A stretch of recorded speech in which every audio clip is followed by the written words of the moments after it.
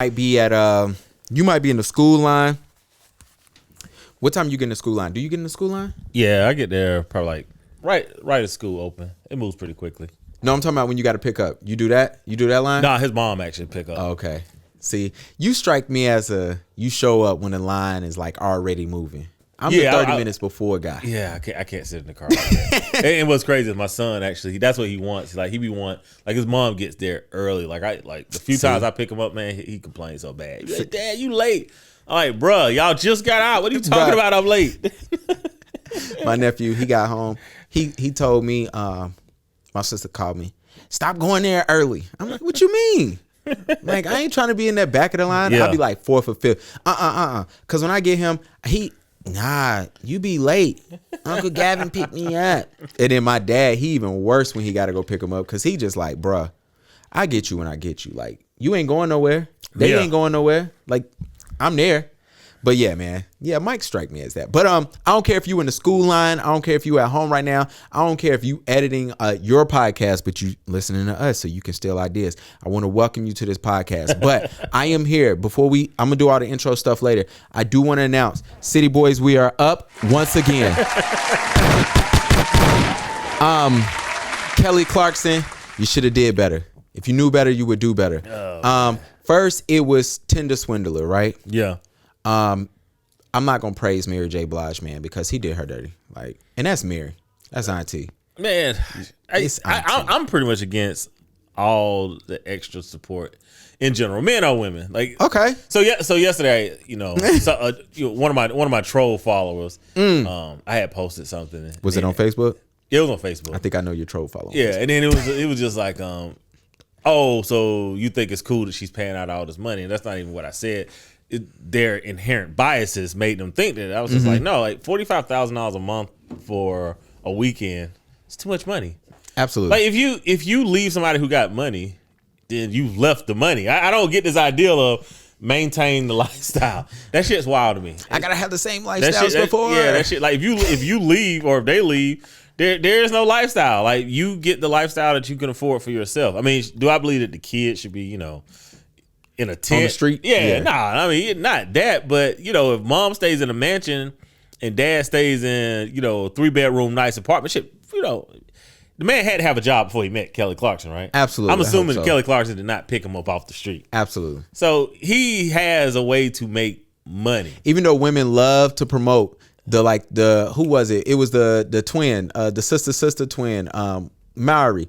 Like, she met her man, he was like walking towards the interview, she picked him up, gave him a ride, and they now married, blah blah blah. Y'all love promoting that shit, and that's weird to me. I would tell, if that was my sister, I'd be like, are you kidding me? Like that, I really would. I really would. Like, hey, that is weird. I don't think that's cool. Like, I don't understand how we sit here and think these behaviors are cool. So my whole point is, when I see men get hit over the head with spousal support and child support, I'm saying, of course, like, yo, man, we got to do better, choose better, et cetera, et cetera. But even for women, like for men to take money from women in that manner, it's almost like, yo, that's too much money. If you leave, your lifestyle change. If you're married to a billionaire and then you're no longer married to a billionaire, you know what? You don't get to fly PJ no more. Nah, you got to get on JetBlue. You got to get on JetBlue. You got to go and coach. Sorry, that's life. Come sit by me. Hey, I think David Chappelle said it best, or maybe it was Chris Rock. Chris Rock. He was like, "Yo, you leave a restaurant, you stop eating." Absolutely. Like, you ain't eating the whole time. I don't like it, man. But yeah, City Boy up on that shit. We up on that shit. Hold on one more time. Simply because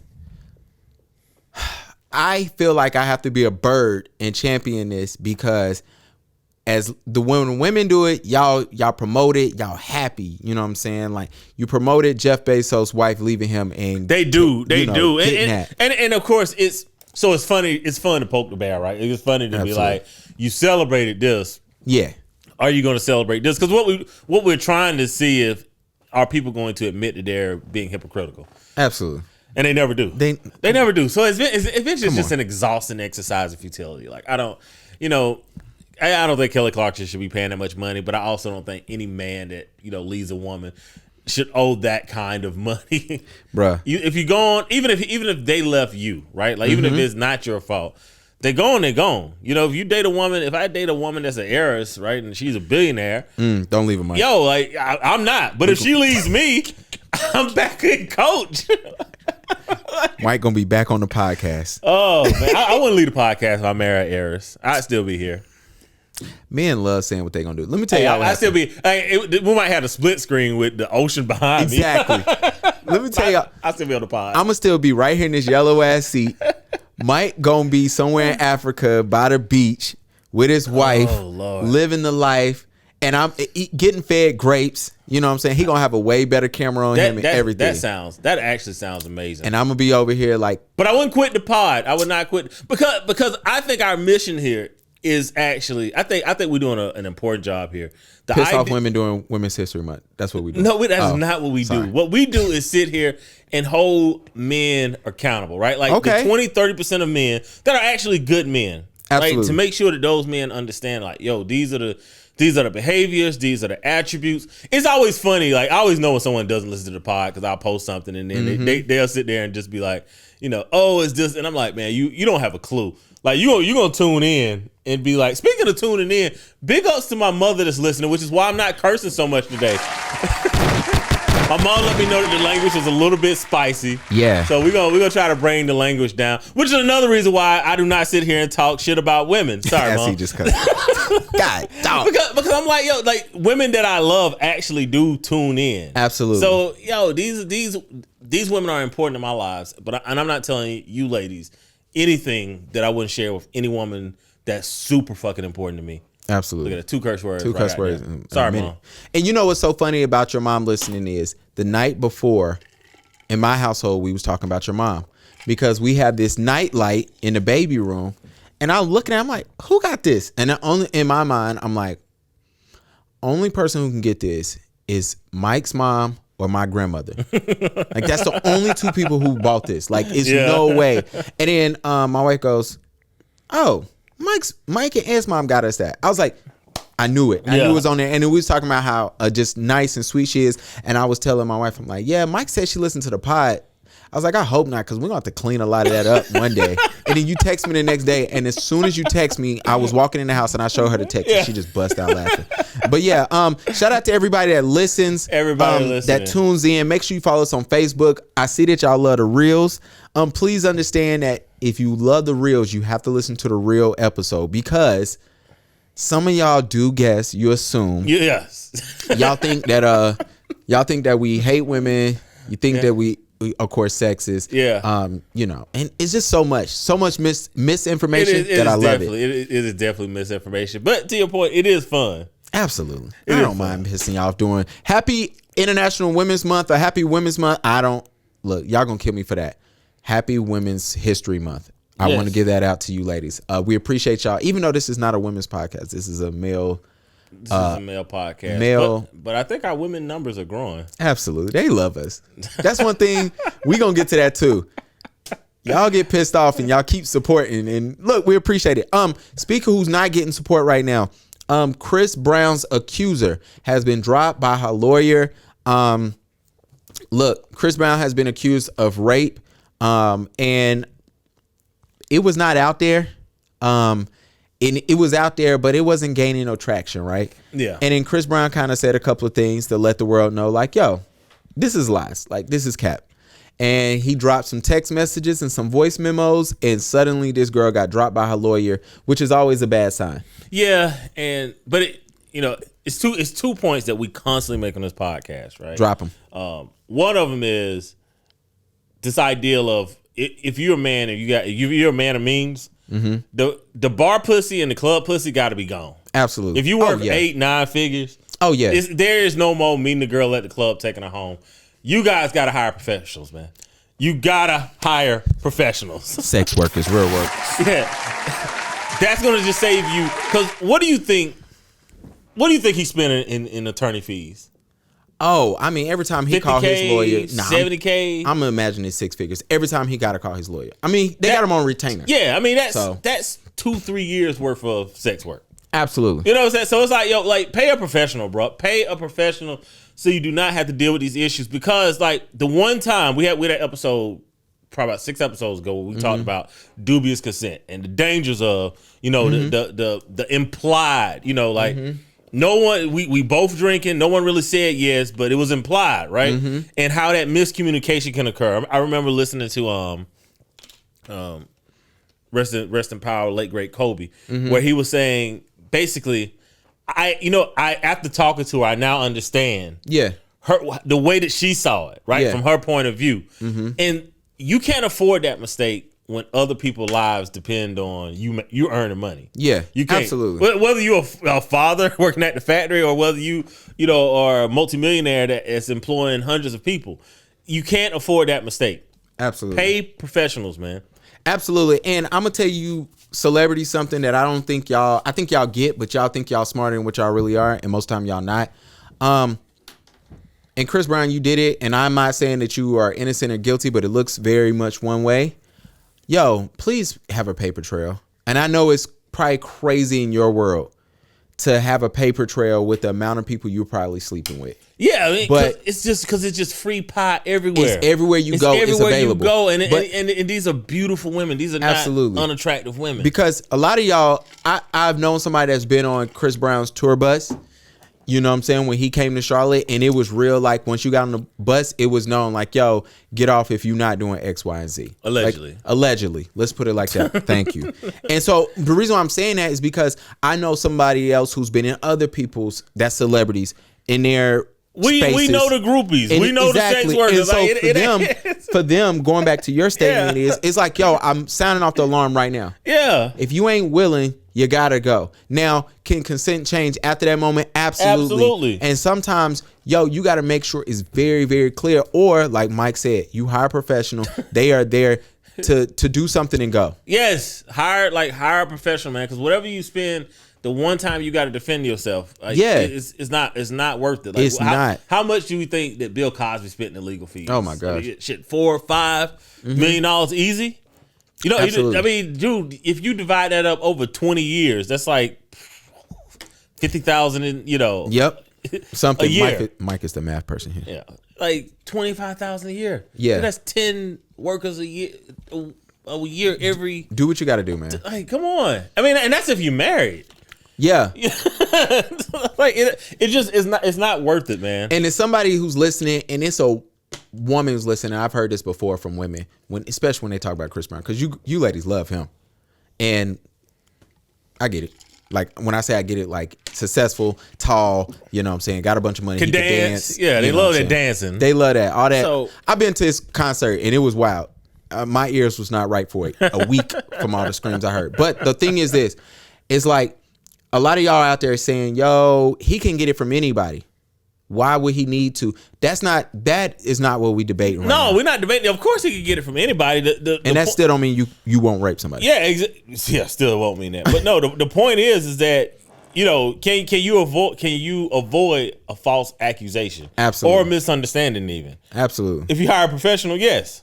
Absolutely. There's no question. The pro is there to come do pro shit. Yeah. To go.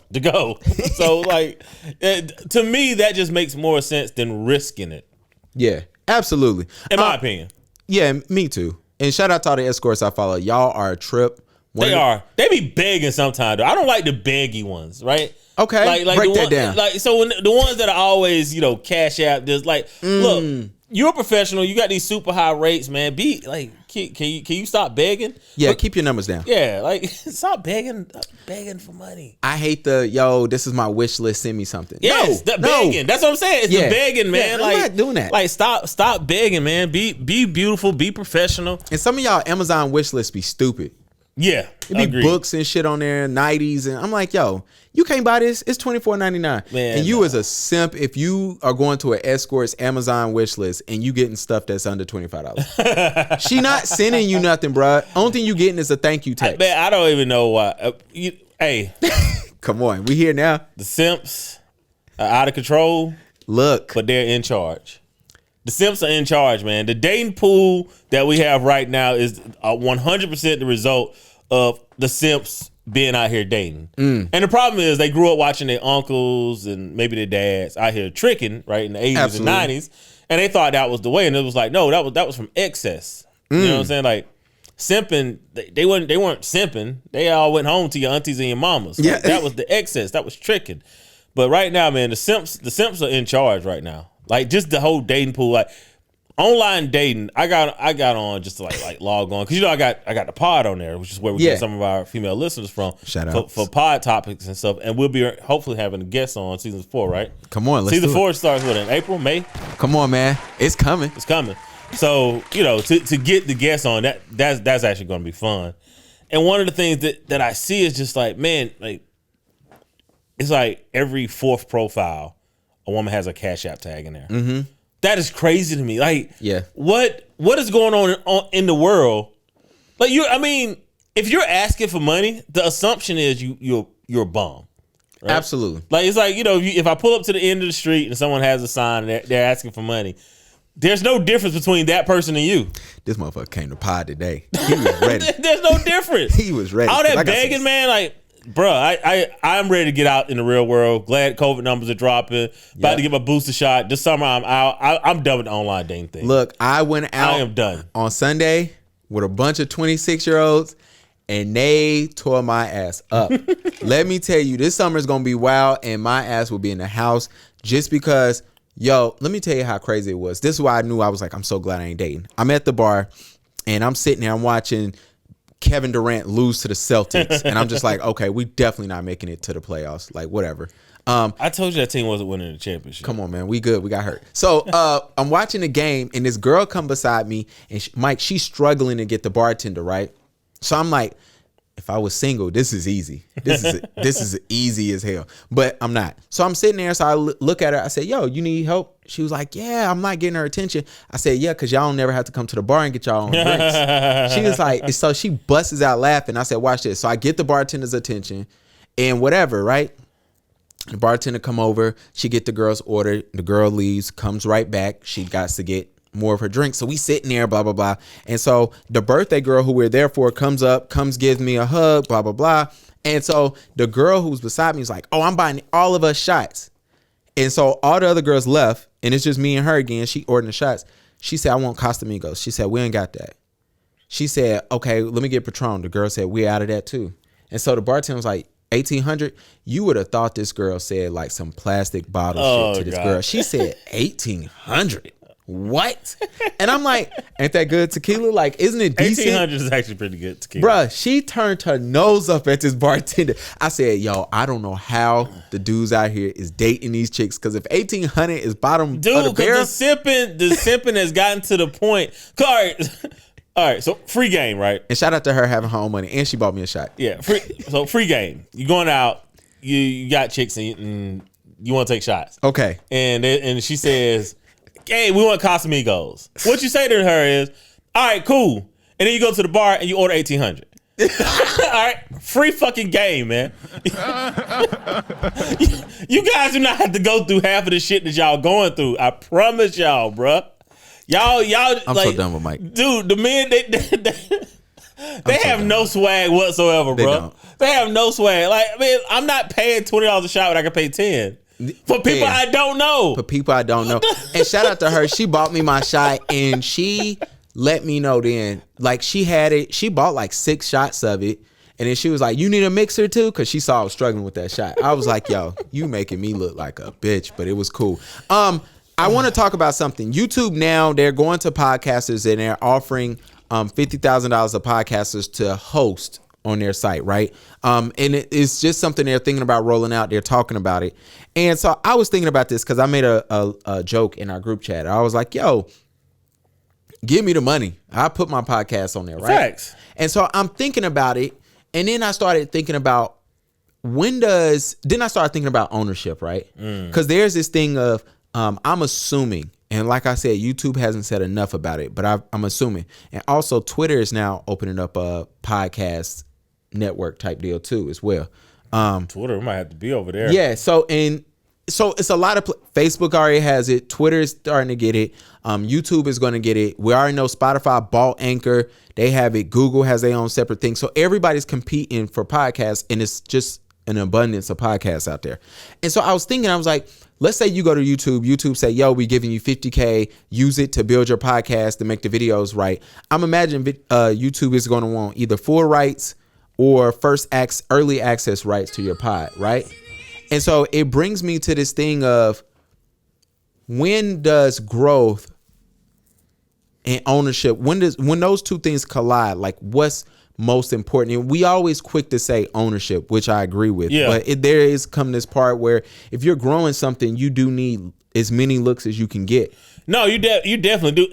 Okay, so any of y'all that watch Snowfall, one of the great lines that was written in there for the British actor that plays Franklin Saint was, I believe he was talking to his aunt and uncle, and she was basically, challenging him like, hey, ain't you the boss? And one of the things that he says to her is, everybody answers to somebody. You know what I'm saying? Fair. So when we have this ideal of ownership, we can own it, right? Like the stir fry, like we own the ideal, everything that we produce from here, we'll own that. But we're still gonna need, someone to boost us to the front, right? Absolutely. Because if we don't go viral, someone's gonna have to post you, somebody have to boost you up. Yep. You're gonna need sponsors, and then now we're beholden to whoever's paying. Absolutely. You know what I'm saying? So it's like at the end of the day, everyone has to answer to somebody. There's no way outside of that world ever. Robert Smith, richest, I think he's the richest black man in America. I think so.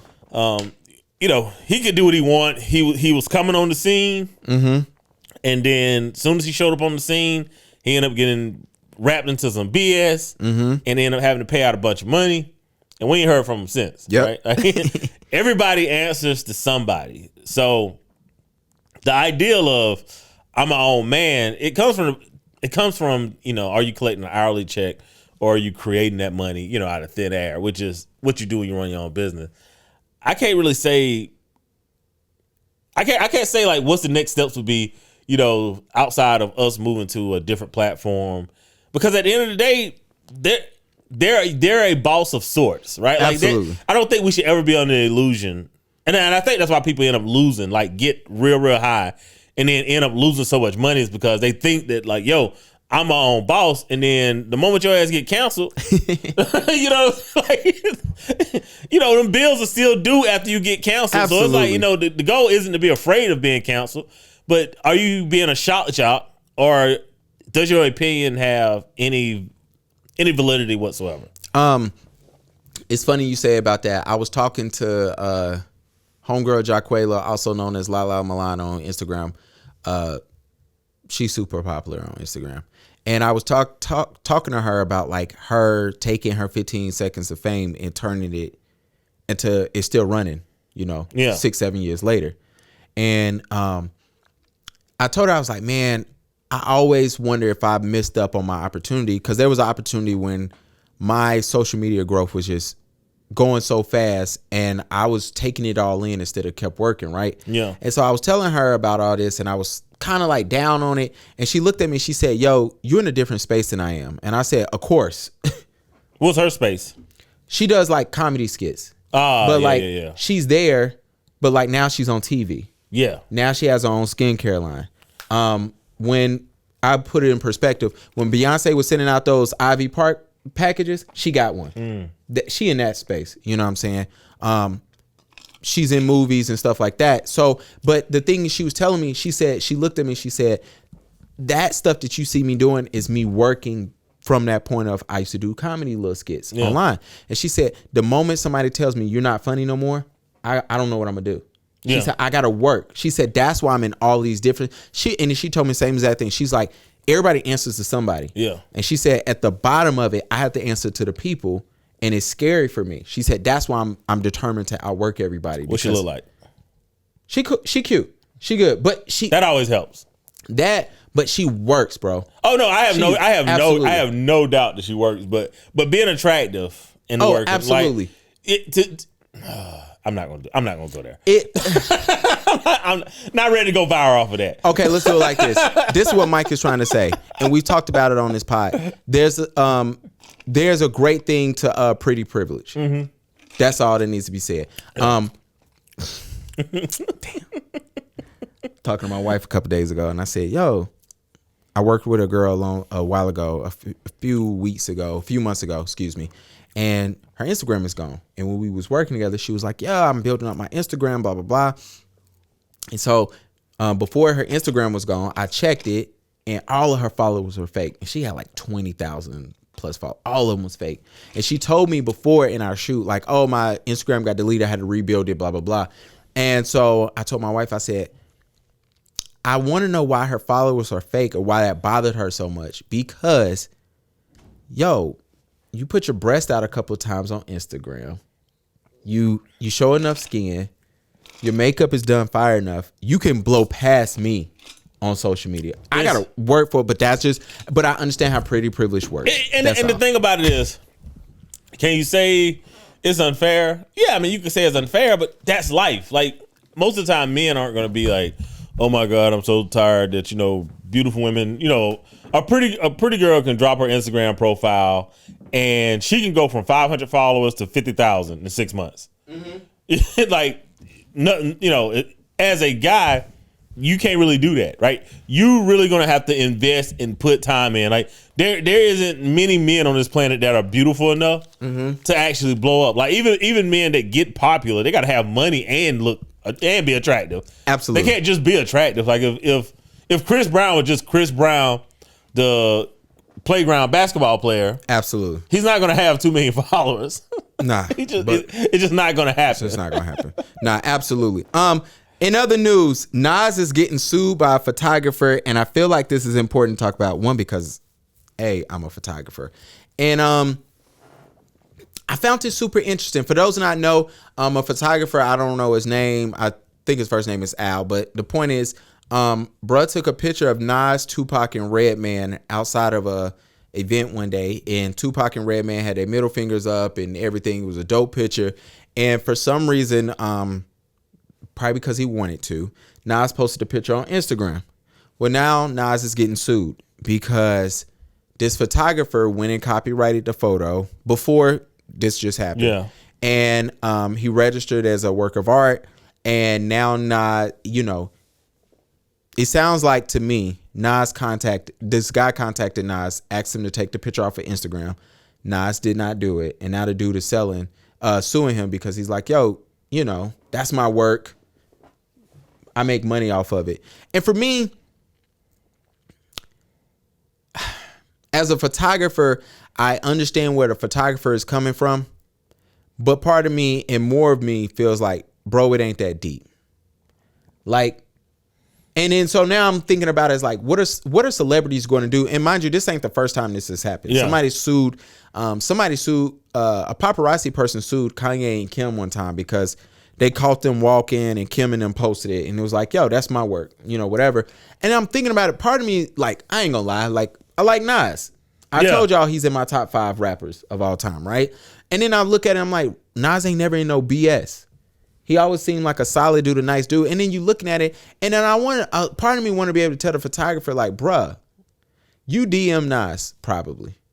I got money on it that Nas did not see your DM. Yeah, if you're in a photo, I honestly feel like anytime you're in a photo or a video, there should be a joint ownership there between the person that's the photographer and the person that's the subject. Absolutely. Like, I don't understand, and you can probably educate me on this.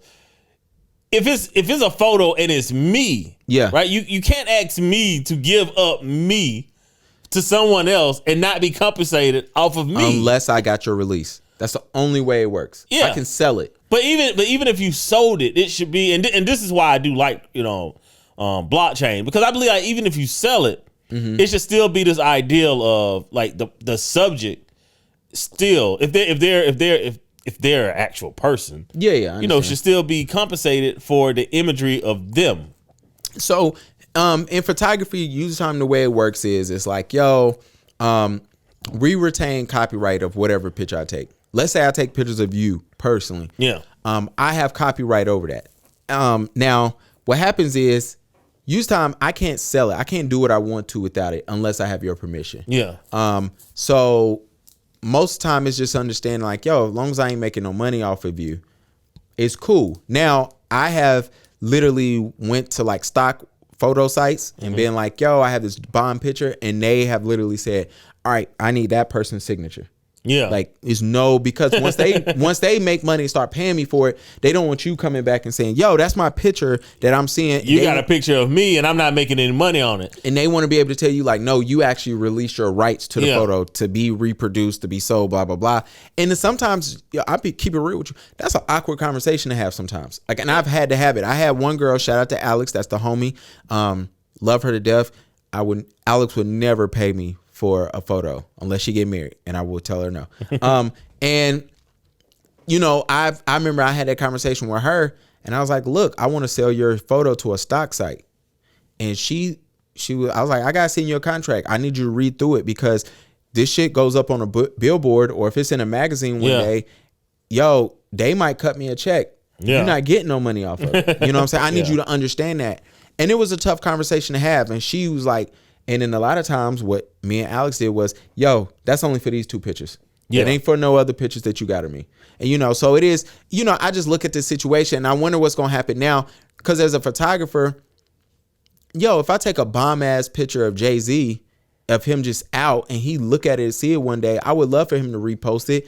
And, you know, part of it be like, yeah, I would love for Jay-Z to post it and be like, yo, Gavin took and this. give credit to the artist. And that I understand, because the artist, that's what artists thrive and survive off on. Absolutely. You know, is credit. So, you know, if you were at a cigar lounge and you caught a picture of Jay-Z, smoke right, cigar right, it's black and white. Yeah. You know, and then he reposted that. You know, if he posted that, it says, you know, hey, by, you know, at Gavin B, then you're like, okay, boom, My bet. life changed. You know what I'm saying? Bet. But it's like, if you post it and you don't give me credit, then because it's like, that's still my work. So I definitely get that. Yeah. And so, and then I get both people's sides. Absolutely. Me too. And then part of me, I was just like, yo, Nas posted on Instagram. It ain't like he posted on Instagram to make money off of. That was the other thing. I was just like, damn, sometimes we be killing shit. I don't even know how to start with this one.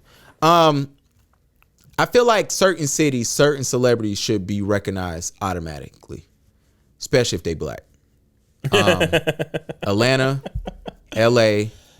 You don't expect this to happen in Atlanta. Atlanta is number 1 at the list. That's why I led with them. Like, I feel like every influential black person should be recognized in Atlanta. You know, it's even just the ideal. Like in Atlanta, there's so many producers and artists and off-season athletes, even that live in Atlanta. Absolutely. That you would never assume that this would happen to a black man of this magnitude in Atlanta. Like, because I know when she either did not open the account at all, and just got to know and got scared. Which I got to get a benefit of the doubt for that.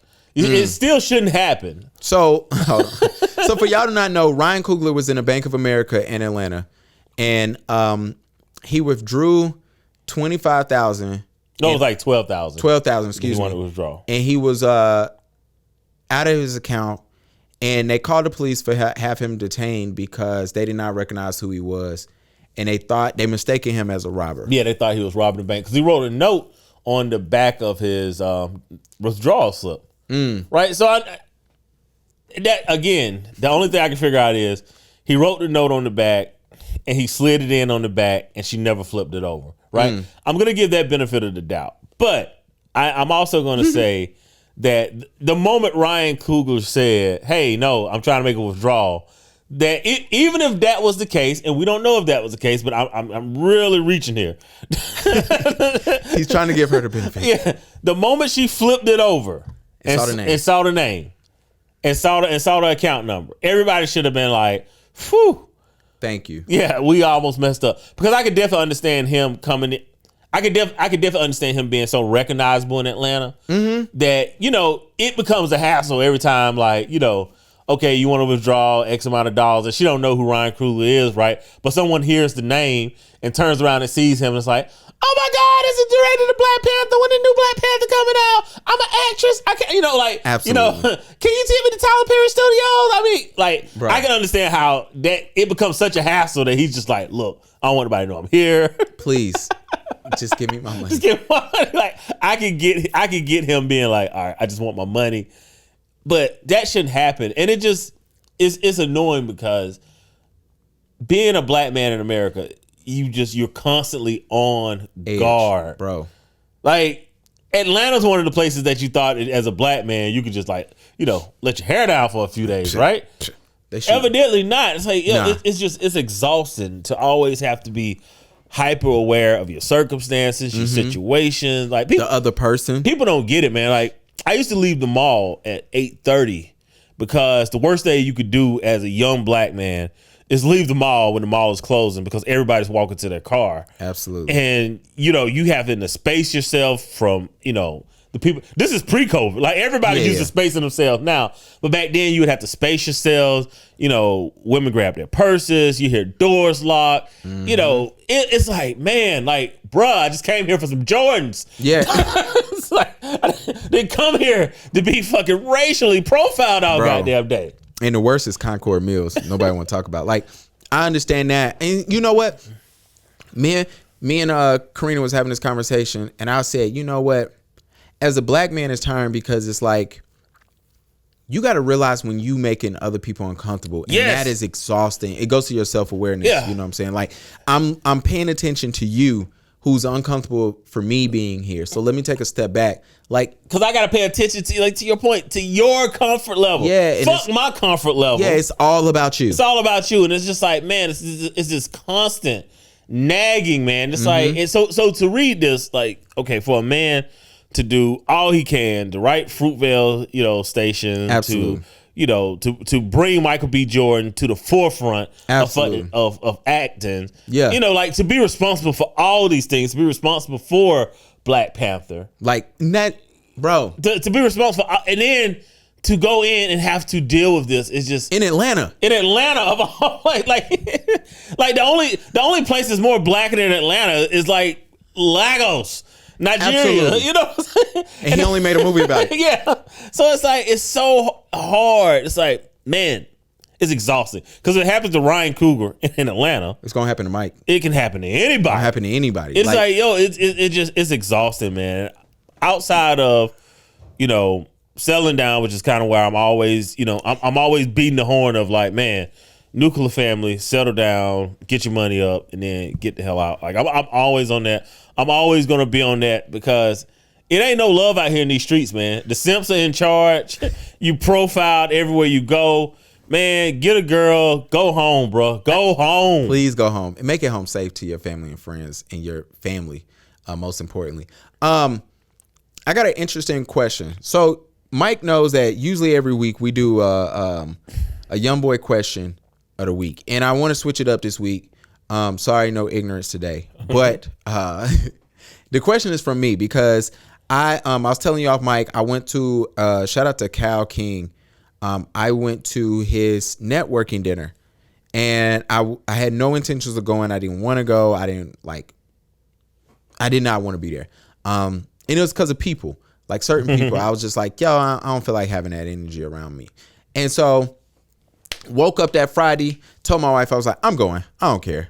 I'm going to bring a bottle of wine. I don't drink wine. And I was like, I'm going. And so anyway, we're in there, and he quickly killed every intentions of networking. The idea that you had to come there and, put your dick on the table and say, yo, I'm a network. I do this, I do that. Right. It was kind of, he was like, yo, everybody that's in here, everybody is cool. Everybody is a boss. Everybody is the number one expert in their field. Cool. Y'all know that. I don't want to know nobody's field. We're not having that conversation. And it was more or less, the conversation was about like, what is holding you back from growing into the best entrepreneur, business person and version of yourself. And it was interesting because the dinner was based off the book Halftime. And so his theme of his dinner was like, yo, this is halftime in your life right now. Today is your halftime. After today, you will grow, you will develop into somebody special. And so it was cool, definitely, to sit there, and we was talking about spirituality. But one thing, there was this question, and it was, we started talking about like, what would you do if you had 5 years to live, 5 days to live, 5 hours to live, right? Mm-hmm. And so everybody got to answer that question. And so then he asked everybody, he said, what was the pivoting moment in your life? And I kind of want you to talk about what was that moment like for you. And so for those who are not understanding what I'm talking about, I'm not here to ask Mike, what was a pivotal moment or an important moment in his life. But what was that moment in your life where you said, all right, everything has officially stopped. I have to realize, like, am I moving now? Like, do I need to move into a different direction? This moment has stopped everything for me. Now do I need to pivot? And so if anybody's ever played basketball, you understand what a pivot is. So, and if you haven't, go watch it, go Google it. It's just so, what was that moment like for you? I mean, I've had several. So it's one of those things where the better decisions you make, the less drastic the turn has to be. You know, so when, and it's funny you say that, because I had this conversation earlier today, and I was asking one of my friends, because she had a pivotal moment in her life that was transformative, and I asked her, I was like, even that happened and the change occurred, and that's good. I said, but how good would it have been if you didn't need that to change? Right? Sometimes we need the drama because we're knuckleheads and we're hard headed. So I give you one moment, and I won't go into all the details. But I was in my 20s, and I ended up being out with a friend, and some violence had occurred towards him. So we had to go and extract that violence out towards the perpetrator on him. And we almost ruined our lives that night. And the only reason why we didn't is because the dude basically didn't do what he should have did. Yeah. Right? Absolutely. And we was all able to walk away from it. Like, I mean, I'm talking cops came and everything, just that no crime had occurred yet. Yeah. You know what I'm saying? Absolutely. And at that moment, when I got home that night, I moved. Like, I took a job, got a real job. I moved because I was like, this is stupid. You know, this could have been 20 years of my life. Yeah. For something that had nothing to do with me. Yeah. And like, I stopped talking to, you know, several of those guys. We still know each other, but we stopped talking. And I ended up hearing from one of them probably about 2 months ago. Hit me up, was like, man, you know, cause he had been like trying to call you. And I was just like, you know, I didn't know the number, so I never answered. And he hit me up on Facebook. Yeah. And one of the things he said to me, he's like, man, he was like, such and such, you know, just got out. He was like, did you know? I was like, man, I didn't even know he was in jail. You know what I'm saying? But it was like that was a direction. Yeah. Right. I made the decision like the following day, because I had dropped out of college. So I wasn't a dummy. I was getting in too much trouble. Absolutely. So I done dropped out of college. I was like, you know what? I'm gonna get a job and I'm gonna move away from where I'm at. I'm gonna move to another city. I'm 3 hours away from anybody ever being able to get to me, and I get to change, you know, that persona of who I was growing up to be. Yeah. That was like the first moment. The second moment I'd say it's kind of twofold. It's my son being born and probably my divorce. Yeah. Like those two things kind of went right together. And again, pivotal moments. But after my divorce, one of the things that I realized is that if you decide to be a different person, you don't have to live through the things that's going to force you to become a better person. Because that's all life lessons are for. They're really here to teach you who you are. And just going through it, I was like, man, I don't want to be the person that I feel, right? Because I mean, you angry. You know what I'm saying? Like, anybody goes through a divorce, it's not fun. It's not cool. You're going through custody court. Y'all don't like each other. Like, don't even think it's going to be nice, and don't think that the other person is trying to fuck you over either. Yeah. Because a lot of times we think that when we're going through custody fight and divorce, we just think that the other person is trying to do something to me, and the truth of the matter is they're trying to keep something from happening to them. Yeah. So, but you don't see it because you're in it. Yeah. So true. Once you get through it, you can either hold on to that, or you can understand what happened. And once you understand what happens, to your point, what's the pivotal moment? What I realized is you can change before the actions, and a lot of our actions we have to be stimulated to create a result. And it's like, no, you can grow without actually being stimulated, right? Like no one has to prune you back for you to grow right. You can actually just grow right. Yeah. You can actually be in an environment that you can actually grow into the person that you need to be. But yeah, the birth of my son, my divorce, hanging out with the wrong crowd when I was younger, I would definitely say those are pivotal moments that I look back on and just be like, all right, yeah, it's time to change. Yeah, I told the guys, the guys and the ladies at the event, I said, My pivotal moment was me having my son. So 6 months ago. Because prior to that, I had little moments that was super, to me at that time, super important, right? You get married. I got fired from my job right before my 1 year anniversary. Like, that shit is real. But having a kid and realizing like, yo, I sat with everything. You know what I'm saying? I'm sitting there because for me, it's like, I know the lifestyle that my father was able to provide for me. And being there, and I'm thinking, I'm like, yo, did I retain enough information from what he taught me? Right? Like, I can't walk away. Yeah. And so now I'm sitting there and I'm like, yo, do I go get a job now?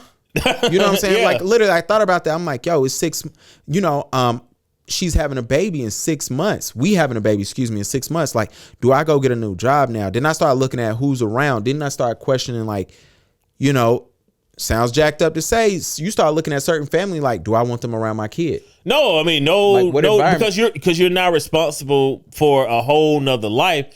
And to your point, when you see what your responsibility is, shit, that's actually should have been the topic today, but I didn't honestly, too exhausted to even deal with the comments from the shit. So I didn't even make it.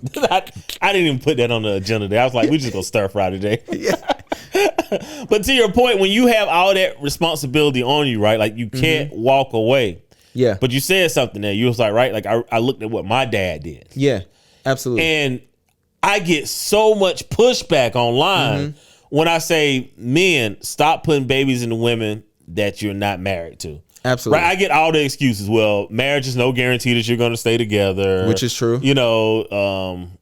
It can still go bad. He can still be a shitty dude. Like, all those things are true, but the likelihoods are dropped. Absolutely. The likelihoods are low. I had this conversation. Like, yo, women, y'all got to stop being mad at us telling men that they shouldn't have kids. Like, yo. But even the simps are like, stop telling women what. I'm like, bruh, I am telling dudes. I'm not telling, like, y'all so ready to cape for women that you're like, man, like, you're saying that women can't be mothers. All women should not be mothers. That is fair. That is real. That is like, all right. So I guess I should start it with, it's too late now. Somebody done clipped the shit, posted it. It's gone. Absolutely. But I guess I should have started, right? Like, because you have a penis, does that mean you should be a father? Absolutely. Everybody would agree, like, no, that's not the case. All right. So since you have a vagina, does that mean that she should be a mom? No. Now, you get this hesitancy, right? Yeah. Like, mothers should exist. And you know what? We should play that Ayana clip. The last minute of it. Just to get into that a little bit. All right.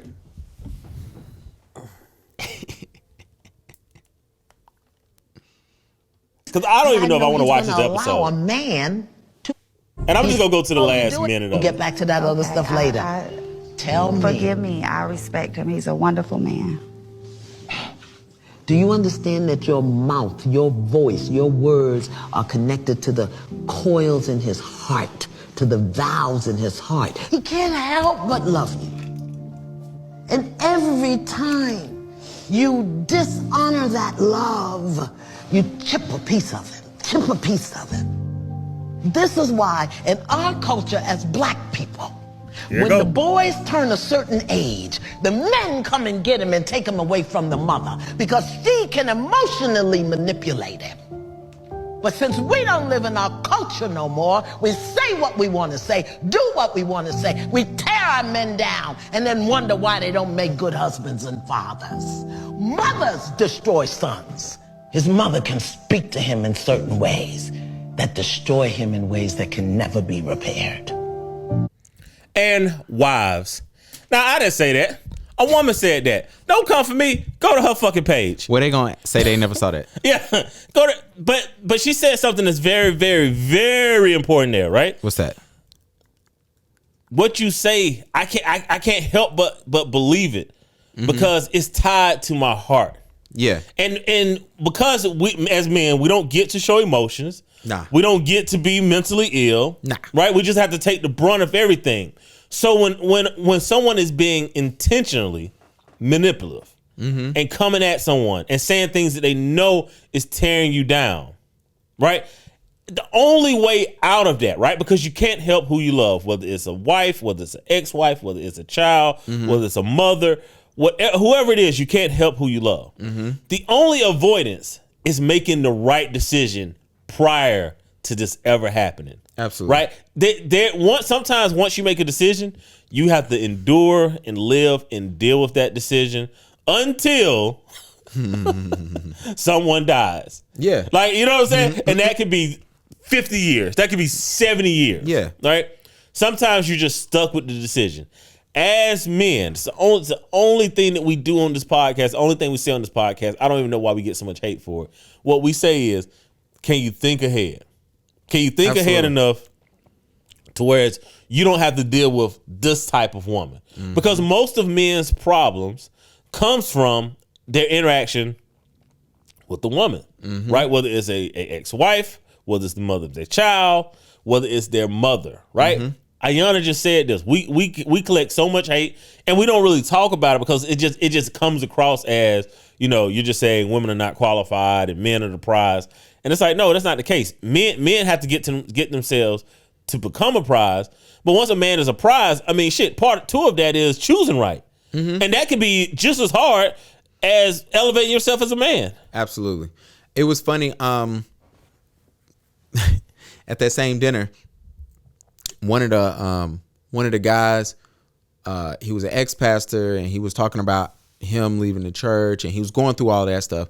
And so later in the night, he started tearing up, and he was like, y'all, I'm sorry, I'm emotional, blah, blah, blah. And one of the other guys that was there, who's over an organization that highlights black dads, he stopped everybody what they was doing. He said, yo, I got to say this, it's on my heart. He's like, we got to get out of, like, we got to stop this. Oh, we want men to be emotional, but we down men for when they cry, or we joke about it, or he's like, yo, and he looked at the dude, not, mind you, nobody did that there, but he looked at the dude, he said, yo, it's okay that you crying. Yeah. He's like, it's okay that you're going through something and that you were here to say, hey, I need help, I want somebody to talk to, blah, blah, blah.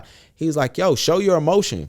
He was like, you know what I'm saying? And that's where we were. And so it was funny there because I was thinking about it, you know, as a new dad, you don't get to have those opportunities. Like people, certain people, you, first of all, let me put it like this. Other people that have kids, men that have kids, they come up to me and say, yo, how's it going? You good? Yeah. Life is straight. Are you okay? Then it's like, all right, how's she doing? How's the baby? Blah, blah, blah. But like outside of that, people, outside of the dads, everybody else who contact me, they're just like, oh, how's she doing? How's the kid? Well, there's this understanding, you know, as a father, when you are an active dad, I mean, again, Ayana said something that we don't really talk about in our community. At a certain age, the father has to come in and get the kids from the mother, right? Absolutely. Because as a father, fathers understand, a father knows your mother better than you know your mother. Absolutely. Right? He's had to deal with the good, the bad, the indifferent. The shit you don't know about. The shit you don't know about, right? So as a father, he understands that, you know, if your mom is a master manipulator, I have to put you under my spirit of protection so you don't have to deal with that. Yeah. Right? I'll deal with your mom. Yeah. Right? You know what I'm saying? The same thing with moms, right? Like if dad is always coarse in the way that he handles things, mom will say, all right, I'll deal with your dad, right? Yeah. Something happened. I remember one time I had like backed out of the garage. I had just started driving, and I like scrubbed the post. Yeah. And then like, you know, like it was like the black paint was on the bumper, and the car was white or whatever. And we get to Columbia because I'm like, God, man, like, you know, I'm gonna have to deal with dad when I get home. Yep. I can't even enjoy my trip to Columbia because I'm thinking about what I got to deal with him when I get home, right? Absolutely. And then like, so we drive to Columbia, and on the way down there, Monticello Road, it was a paint and body shop on the side of the road. My mom pulls in there and she's like, hey, you know, is there anything y'all could do with this? And the dude was like, you know, she's like, my son's pulling out. Dude looks at it, got some like paint remover. Yeah. You know, was able to get it out the paint. Scratch was there, but the black mark was gone or whatever, right? And I was just like, oh my God, right? Like, thank God my mom did that, so I don't have to deal with my dad, right? Because my dad is gruff. Yeah. So I was just like, thank goodness. And it's like, all right, that's the power of parenting, right? But if you have one parent that's under the stress of being one parent, you don't have that covering. Absolutely. So when people don't understand like why I push so hard for two parents, the two parents is for one, the relaxation of one parent, so they're not constantly under, you know, child surveillance. Absolutely. And then the second part of that is the child needs to be able to go and get covering from one parent, over the other parent, right? If you have your child all the time, when you're stressed, there's no covering there. Absolutely. You're tired, there's no covering there. It's the reason why we push for this so hard, because if we want to get rid of this environment of simps, because I can guarantee you most of the simps ain't got a relationship with their dad. I can guarantee you that shit. Nah. Some of them do. But Yes. but over a majority, there's no relationship with the father there. That's why they're so sassy. That's why they think that everything should be bought, right? The same reason why you see half of the Twitter have cash apps. Well, that's because the other half is paying for the cash Absolutely. app, right? And both of these have not grown up in nuclear families. That's all I got on that. I can't wait because, not to prolong this conversation, but I can't wait to the end of the season when we get to go through, because we definitely got to do, top 5 hot takes from each one of us. But one of the things, we got to do top 5 hot takes that y'all argue with us about that we still stand on. And that's going to be number 1 for me. I already know, because Mike knows off mic, and I'm putting it on mic. I've lost friendships over that. And Yeah. And it's funny now to rewatch it and you be like, damn, well, all the dudes who were told you should have a problem with what he's saying, it all came from women, and none of them got kids, which is the most hilarious shit ever. Yeah. But look, I had a consultation with a mom yesterday, and I said, just wait for all the advice you're going to get from people that don't have kids. And she said, yeah, I'm already telling my friends, I love your hypothetical situations about how my pregnancy should be going. Yeah. And I was like, oh, it gets worse once the kid gets here. I was like, it's people who don't have kids are like, oh, have y'all done this? You should do this. I read that this worked on YouTube. Shut the hell up. Kanye is out here. He's still putting out songs about Pete. You have an issue with this. What is your issue with Kanye's music? He's still putting out music about Pete, which now Kim is legally separate. I don't know what the hell she. I think they're divorced. So yeah, they sped past that year. The problem I have with Kanye, the problem I have is everybody responds to Kanye's song about Pete. Because when rappers drop songs about dropping bodies in the street and killing other rappers, absolutely, we don't get articles on these rap songs. Never. Right? Never. Until someone shows up dead. Right? But short of that, we never get that. So I'm like, well, what's the difference when Kanye makes a rap song about kidnapping or beating Pete's ass? What's so different about this? I wonder. What's so different about Pete? I have a problem with that, right? Because it's disingenuous. Absolutely. And I'm so sick of this country when it's convenient to use Kanye, right? When he was wearing the MAGA hat, when he was saying, all the outlandish shit, it's like, oh yeah, Kanye's a fucking genius. Yeah. But when the man wants to see his kids and when he's leaving, a woman that has been divorced, this is her 3rd divorce. She's not good at marriage. All right, we don't have to sit here and pretend that Kim is a great wife. Allegedly, I don't know, but she's been divorced 3 times. I mean, are we really saying when you bat 0 at marriage that you're good at marriage? We don't do that in many other sports. So it's like, no, so why she's getting off scot-free? He's getting, oh my gosh, she's skating. He's getting blamed as an abuser. Is Kanye love bombing Kim? Yes, he is. Do women like to be love bombed? They absolutely do. All right. I know society have said that women don't like that, but I have been in offices where flowers show up and all the women are all around the flowers like, oh my God, who is that from? Cares for my ex-boyfriend. Mm-hmm. He loves you. Yeah, so I'm like, so this whole love bombing thing, y'all better stop following up these stupid liberal women because they are fucking up the game. Let me for y'all, because the shit that y'all like, they're convincing y'all don't even like the shit. Well, the joke is when Kim gets back with Kanye, she's not gonna get back with Kanye. Why? What choice that you've seen her make in her life where she isn't hypocritical? Kim has never gotten back with any man that she's left. Okay, so that is fair. Yeah, okay. she rides, and Kim also understand that beauty is currency. She don't pretend to not understand it. She pretends to be stupid to it, but all her actions, are otherwise. Well, let me put it like this. That's Mike's view. When Kim get back with Kanye, won't happen. Y'all women gonna have to hold that L because every other choice in Kim's life has proven to me that she backtracks. So I'm on TV crying that I don't want to be naked anymore, and why y'all got me naked? And then guess what? That's a solid, it comes out that's a solid that point. I'm doing another new photo shoot, right? Yeah. Everybody was so upset about Kim, about her being mad about a sex tape till they found out she was getting a royalty check and that she signed over her rights to get paid by her and Ray J. Yeah. Every time we have these issues. Allegedly. It ain't allegedly. She said it. Ray J said it. Even the porn people said it. They was like, well, y'all understand we had to get 2 people to sign off. None of us got sued. Yeah, exactly. Like, you know what I'm saying? So it's one of those things that what I'm trying to point out is like Kim is getting off scot-free in this situation. And I told somebody, I said, you know what's so funny about this is Kanye, what he's doing, is it toxic? Yeah. Cool. Yes. And I is. said, but why do we never, I said, he's weaponizing his kids, right? He's doing weird shit. I'm gonna call it weird shit. Now, mind you, this is my favorite artist of all time, but I'm calling it weird shit what he's doing. And he's doing weird shit and he's using, I want my kids. Cool. If y'all want to call that weaponizing his kids, how come we never talk about when women do it? Exactly. And that's the only thing I want to know. And to be honest, right, this idea of weaponizing kids. So when I was going through my custody fight, there was times that I wanted to see my son, right? Mm-hmm. And I didn't reach out because you know what it would look like? I'm using my kid to try to talk to you. Absolutely. And there was many times where I was just like, yo, I want to grab a kid, want to pick him up. Just didn't do it. Waited till it was my weekend, and then once custody kicked in, just waited till it was my week. Yeah. Right? Because that, to your point, right? It seems like, oh, you're just reaching out to me about the kid because you just want access to me. Absolutely. And that is a very narcissistic viewpoint. Absolutely. And it's 2 words that get thrown around all the time, right? Narcissism and gaslight. Yep. And that's because it seems like one of the sexes is a massive projectors. Yeah. All right?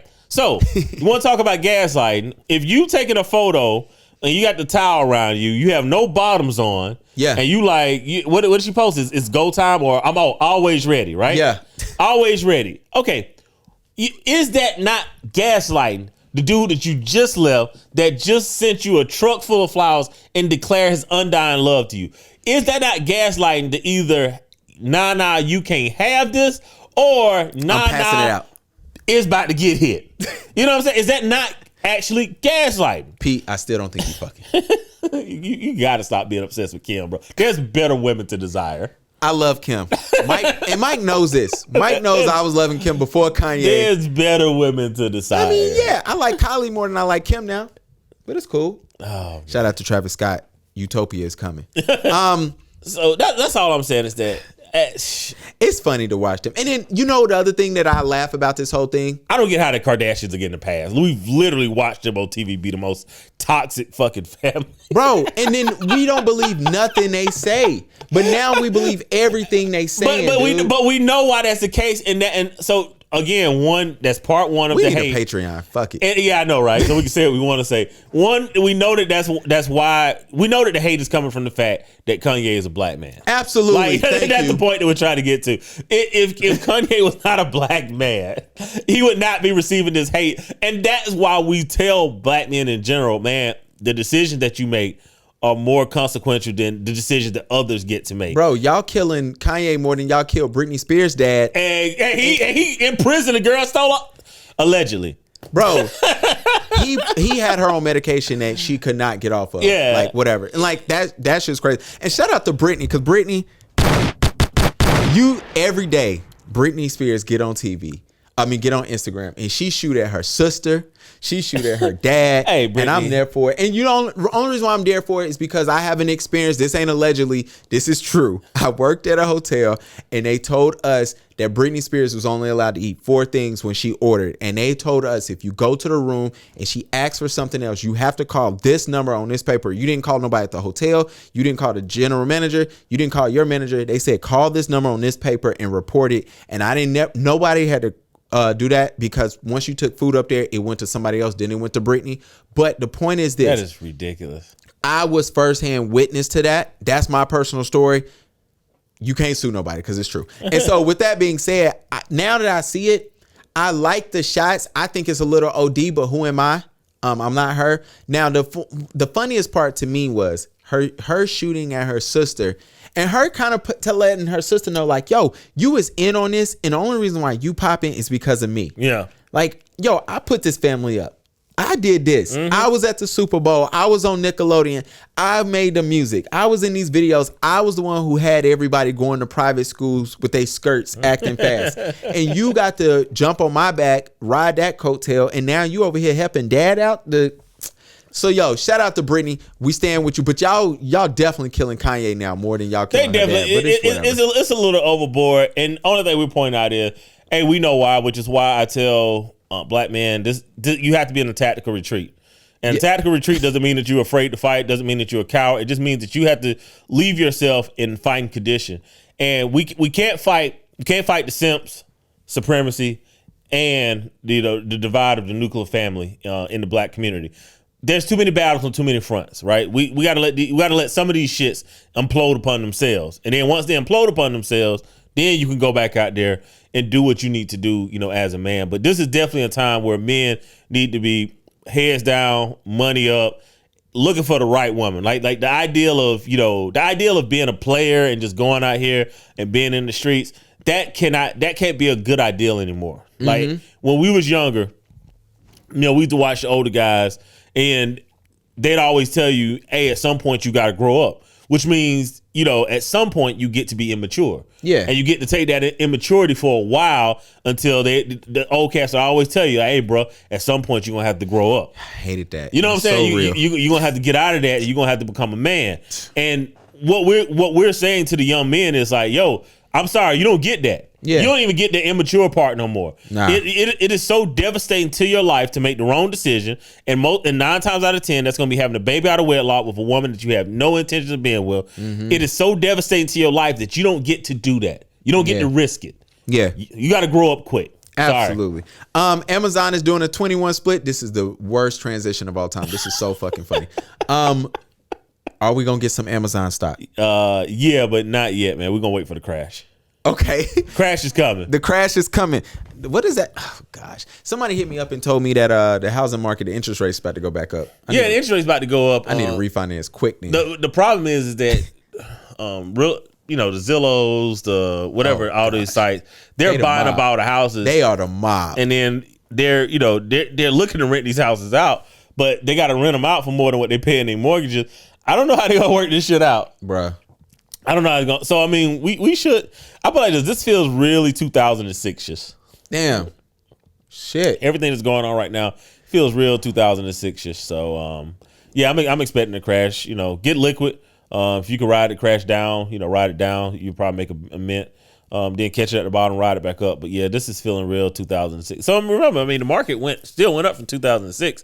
So I definitely expect the market to continue to rise for probably the rest of this year, early next year. But yeah, we're definitely in crash. We've been in crash territory for like 2 years now, so it's damn near on its way. It's on its way. All right, we got to talk about a couple of things in sports. Before we even start with anything in sports, Brittney Grinner is being detained. It took us 3 weeks to find out, which is beyond me. If you do not know who Brittney Grinner is, she's an unbelievable basketball player. Yeah, played at Baylor. You probably know her. I think she was, one of the first women to dunk in the game, or at least like the most popular one. Yeah, she legit dunked in the social media era of Facebook and Instagram. The first woman to do that. Yeah, Brittney was bombing basketball. It's like she's like one of the rare people that we heard about in high school. Yeah, the girls, right, and she's killing it there. And then she gets to the WNBA doing her thing. Was coming back to the USA from Russia, had they said had like a vape, some hashish oil in there, and they've been holding her. She's detained, and now they're afraid that Russia's going to use her as a bargaining chip. Which they're absolutely going to use her as a political pawn. Yeah, and it's like it's sad, and then it's one of those things where it's like, let me put it like this: if you out the country, that is the worst time to try to smuggle drugs. I'm gonna just put it like that. And I don't know if that's what her intentions was, but for all of y'all that was thinking about it, you thought you was gonna go out the country, get you something, and be like, all right, I'm gonna put a little bit in my bag. And her thing could have been like, yo, I forgot I had the vape in there. I mean, it doesn't matter though. Yeah, it does not matter. That's why you gotta be careful. Yeah, you gotta be careful. It does not matter. So I mean, what can you say? She got caught. She's in a foreign country. The wrong foreign country. Yeah, at the wrong time. Like she couldn't have picked the worst time. So I mean, she just got to deal. She got to deal with the consequences of her actions, and that's again part of being this podcast, an accountability podcast. You want to get yourself to the point to where your foresight is better than your hindsight. Like that's like the biggest thing. If you get there, like don't. Be able to do change before something drastic happened. We just talked about that 20 minutes ago, right? Yep. And then, sure enough, right? Like, Brittney gets out of the situation if she doesn't have that vape, right? She has to do that before she goes through, the checkout. But I mean, I know people that go through, checkouts with vapes all the time. All the time, yep. So it's like, it's one of those things where it doesn't cost you until it costs you. Yeah. And you get away with it so many times. And it's funny. I had wrote this down. We're not going to touch it today, but I had wrote down, the ideal of what's really the cost of something, acting versus being. And I was like, I didn't feel like coming in and like just going like super deep today. Yeah. But it's almost like, if you have 100 ones and you're standing next to a railroad track, and on that railroad track is a bullet train, and then the wind blows, and then 50 of those ones just fly off, and they're all over the train tracks, right? Mm-hmm. What did you lose? You know what I'm saying? Like, do you understand what you've lost here, right? Like, most people are going to say, well, I've lost $50. Mm-hmm. So I'm going to go and collect the ones off of that train track, right? Mm-hmm. And you might get all of that back, and then it's like, all right, well, you had 50 ones. You had 100, you lost 50, you got those 50 back. Mm-hmm. What did you gain here, right? So your net gain is 0. Absolutely. Right? But what was the cost of that? Time. It was the time. Absolutely. But what if that bullet train comes? Because you don't hear the bullet train. It's an electric train. It's 300 miles per hour. You know what I'm saying? Like, if you go out there to go pick up those 51s that went onto that train track and the train hits you, you out of here. You lost it all. You lost it all. Everything. So it's like, do you understand, like, what is the cost? What is the opportunity cost? A lot of times, like with Brittney, or with anybody who goes through, the security with vapes, you could get through it 100 times. Yep. But one time. But the one time it hits you, right? Like, what was that cost? Yeah. So I understand. I feel bad for her, but I have no doubts that at some point she's going to be out. She'll be back in the WNBA. Yeah. She'll be a lot more grateful, towards those things. The fact that she has to play ball in the offseason in Russia to make money.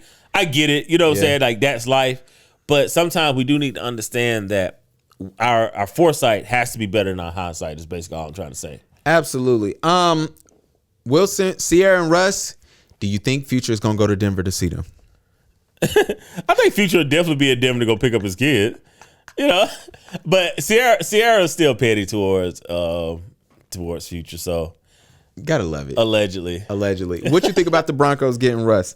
I like it. He's out of the division with the 49ers. Thank God. Can somebody trade for Kyler Murray? Oh gosh, no.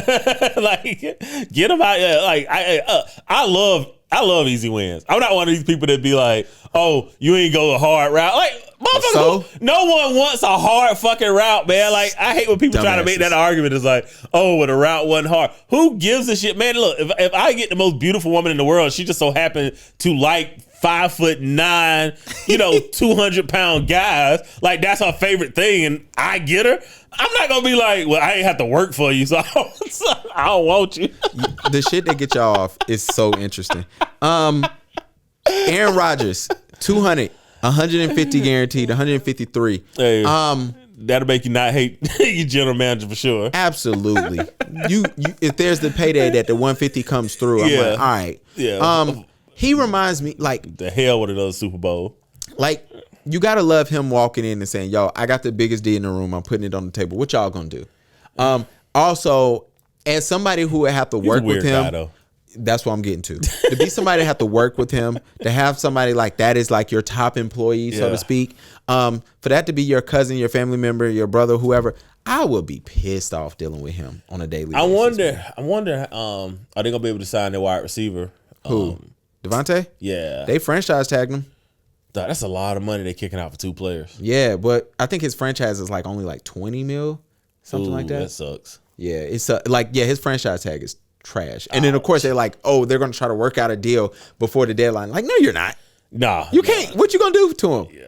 Make him the highest paid wide receiver? No. Yeah. You gonna franchise him the next 2 years, whatever it is. And then you're done with both of them off the books. Keep absolutely. And Devontae gonna be pissed. He gonna be just like he'll be Julio. rich though. I mean, $20 million. Next year he'll make 28. The year after that he'll make 30. He'll be fine. He'll be fine. Last thing. Calvin Ridley. Hey man. The worst odds of all time. $1,500 on a couple of Falcon wins just to lose your $11 million next year. Dude, I saw a Twitter where somebody was like, "Nah, he's been in bed with bettors," and it was damning. I ain't gonna lie. Like that video? That Kansas City catch where he should have had the touchdown. It looked bad, bro. It looked horrible. It looked bad. Like Kevin, I don't know what you did or didn't do. But I know for you to have to leave mid-season and then get this official suspension, it's very awkward. Very awkward. When you put the video in the group chat, and I was like, oh, okay, well, this is going to be the bad video because he's running towards the touchdown. And he just stops, cuts back. Yeah, I'm like, I said, I ain't never seen nobody cut back towards the defender. Yeah. And then they show like 3 other plays after that where he does the same exact thing. Yeah, I was like, it looks bad, man. And the thing about it is, if that is true, then he'll never play again. Yeah, like that's the other thing. Again. I think they're gonna, the NFL, they are good for protecting their brand. Yeah. Right? That's the only thing they care about. Yeah. They don't care about nothing else. And so I think even if it gets to the point where the NFL is like, yo, all right, we can sweep this under the rug, whatever, we can keep it. They'll let him keep playing. But if some other stuff start coming out and it's really bad, they'll make sure he'll never ball again. I don't, and that's the sad thing. I don't think he ever plays again. Like, really? If he's shaving points, he'll never play again. Man. Yeah, it's the one thing you just can't have in the game. Especially now with fantasy sports. I mean, on the fantasy sports sites, you could bet these TV rights are through the roof. You can't turn people off because the reason why ratings are through the roof is because of fantasy sports and betting. Mm-hmm. No one is watching freaking Sacramento and Portland. No one's watching that game. People in Sacramento not even watching that game, bro. So the only people that's going to watch that game is going to be the individuals that are like, yo, I got players in it. I bet the spread. Those are the only people that's watching. So when you start messing with the gaming portion of it, I think they can't play with it. I think it's going to be zero tolerance. And it already is. That's the other funny part. Yeah, because I think if we're looking at it right now, we're like, did he just bet 1,500 or was he actively shaving points in games? I think you about to find out. Because if he's not back in 2023, then he's done. Then he was shaving points. And a couple of y'all got me tight. Y'all doing a whole, he was betting on Falcons wins. Cool. Then y'all doing, he told us only bet at 1,500. I'm telling you, Bo, I don't believe neither one. Yeah, I don't either. That's one thing. And then two, like I told one guy last night, I said, yo, I encourage you to go find a scouting report that the team gets. Those things are so detailed. It's basically insider information. Yeah. Like, and they know certain stuff that, look, Vegas don't know. Only the league may know. We as a person don't know. And one dude was like, oh, well, we all know on our favorite players, we know certain players' tendencies. No, bro, they break stuff down that, somebody put their left thumb in the dirt this way, counterclockwise. The ball's getting snapped on. Like, they know stuff like that, bro. And if you got a player who's like, yo, hey, man, me and you boys, our quarterback and our wide receiver, they is not getting into it. They fighting. The quarterback baby mom is doing such and such. He's been out. He was getting drunk. This is always his favorite strip club, so he going to be hungover. They know certain stuff, bro, that you don't know. So that's always a thing. Anyway, with that being said, man, I want to thank everybody for tuning in. What you got planning on coming up? Anything? Can't call it, man. Nothing really. Chilling. The weather about to turn. Hopefully it's... Man, ready for springtime, bro. It's about to be nice. Look, it's about to be nice. It's going to be ridiculous. If y'all see me and Mike out, please ask us how many drinks we've had before you start talking about the podcast. Please. That's all I ask. Please ask that. Because, You might get a healthier conversation depending on how many drinks we have. And it doesn't mean the least amount you get a healthier conversation. You just might be, you know what I'm saying? Or if you got you disgruntled. Sundress season. I hate sundresses. I love sundresses, man. Yeah, that's because you're from South Carolina. Yeah. All South Carolina, boy, they love maxi dresses and I hate them.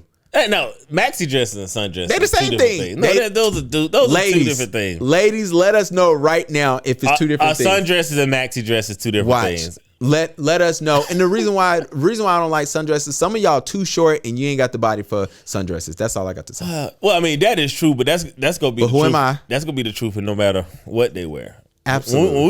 When we say sundress season, man, you know we're talking about the Coke bottles. Body shaming. That's not body shaming. It's a preference. It's a preference, well, man. Mike, men are allowed to have preferences. Oh, that. Don't know if you know that. Damn, that is true. I forgot. Men have to accept whatever the hell we're offered. Thank you. Whatever comes through the slot. Absolutely. With that, we're going to holler at y'all next time. Holler at your boy.